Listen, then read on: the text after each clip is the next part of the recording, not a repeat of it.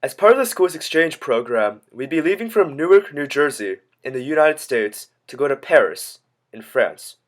We would be spending a week and a half in Paris and Lyon, with 15 students in total and 3 teachers. I'd be staying with the host family while in Lyon, attending school there, and then in Paris, we'd just be American tourists. We took a bus from Paris to Lyon. Here I'm staying at the boarding school, and surprised to find out that they listen to American music to wake up in the morning. The next morning we took a tour of the school. It's a very, very old school with a lot of history. Here's a library with tons of old books. And here's a church with mad insane stained glass. And here's a really boring class. It's Greek. At midday, they have a soccer game in the courtyard, and apparently everyone watches it. Then we left the school and then went on a bus tour for the rest of the afternoon. It was really cold, and I was shivering the entire time. But at least the buildings looked good.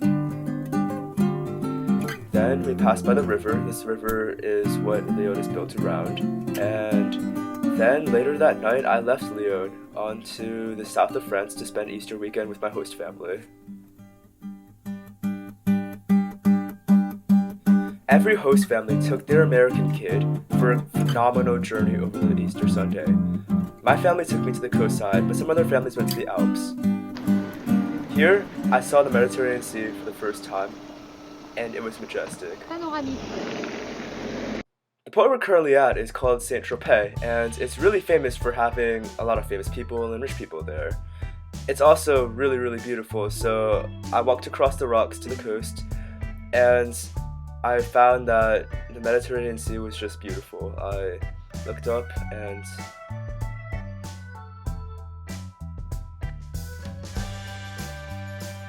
I sat here for quite some time just staring at the water.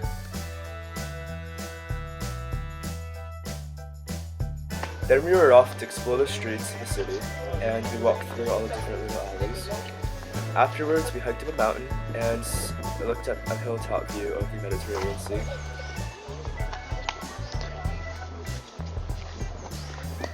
This here's the coast off Cannes, where they hold that famous film festival.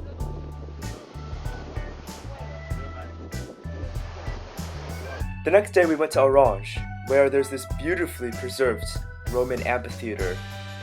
It was freezing and the wind was blowing, but it was a beautiful Easter Sunday nonetheless. Later that day we went to his house in Jeris, where he has goats, and they're fluffy.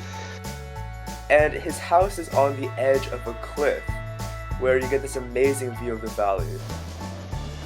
Jeris is famous for its amazing waterfalls, and here's one where it was raining hard recently, I guess, because it was overflowing, and flooded the little bridge I had to get across. But further down, there's these magnificent waterfalls. I took an Instagram photo here, and I took one here too. But here's it in action. Afterwards, we went over, while we were driving home, to a little farm that was on the road, and we decided that'd be a cool idea to call some farm animals over. There were more goats, which I loved, and there were a few annoying geese that wouldn't stop squawking. And this is pretty much the end of my Easter weekend with the family, except one last thing. Their family is so mischievous, it's absurd. They're always messing with each other, and I'm pretty sure Jules is always in the middle of it, or on top of it.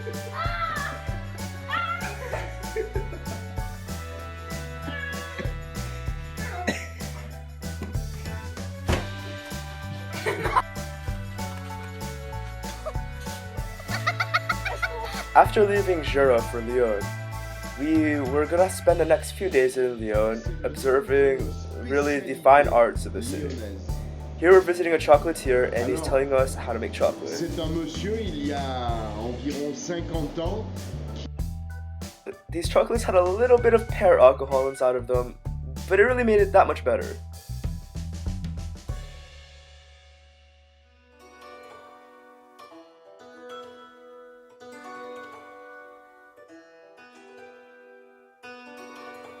We spent the day going between streets and little passageways called traboules.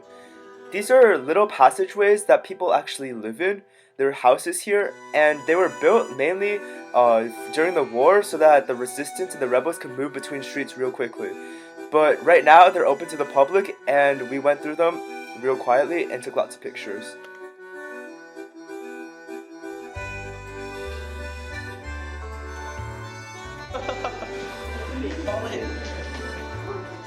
And to find our way between the traboules, we had to follow these little signs.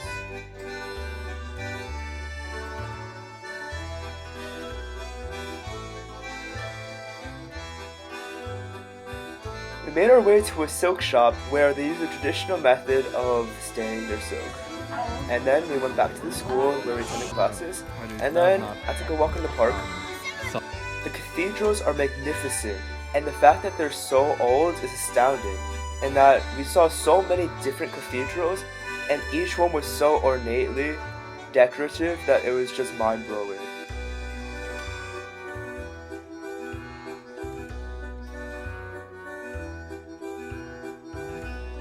Then we stopped for lunch in a bouchon where we had a classic French meal with the teachers. And then on a more somber note, we headed over to the Centre de la Resistance where we learned about how harshly the Jews were treated in France during the Holocaust. One of the last things we did in Lyon was go on a boat ride through the river, and then we went back to the school where we would have to get our luggage and then leave.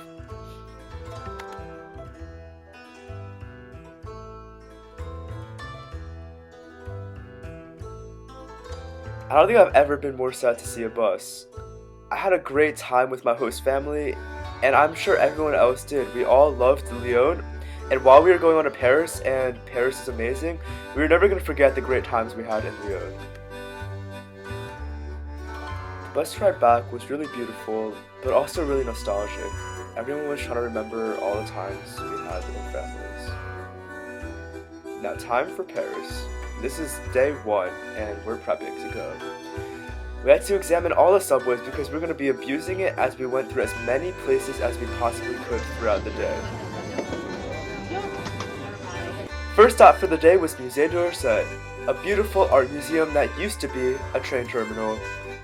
Then we walked over the bridges that had million love locks on it to get to the Louvre, where we saw the glass triangle and passed under the arch, made our way into the Louvre, and just saw this huge plaza with tons of people inside. The buildings were magnificent, and even though the skies were cloudy, it was glorious. Then we hopped on back over the bridge, over the river, to see yet another cathedral, which was very big, Notre Dame. And we had some macaroons, big ones. And then it was another subway ride back over to, I don't know, some obscure place. I think it's called the Tour d'Eiffel, the Eiffel Tower. Here are our artistic interpretations of what the Eiffel Tower stands for. Stoic. That's it? Okay. Kathleen, go. And large. Flapping. Then we had to get back to the hotel to get ready and dressed for our fancy last dinner in France. A lot of us were feeling real sad right now, but wouldn't be brought down because we were at a restaurant and there was going to be tons of great food.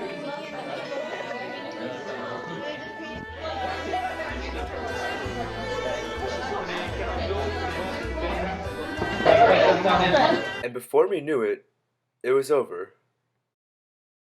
And while I was really sad that this trip was finally closing, I couldn't be happier that it had happened and that I had this amazing experience to go to a different continent, a different country that I've never been to before, and experience a culture that I've spent the last 7 years in school just learning about.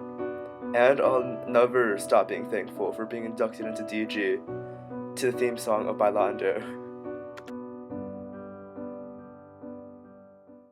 Shout out to Andrew and Miranda,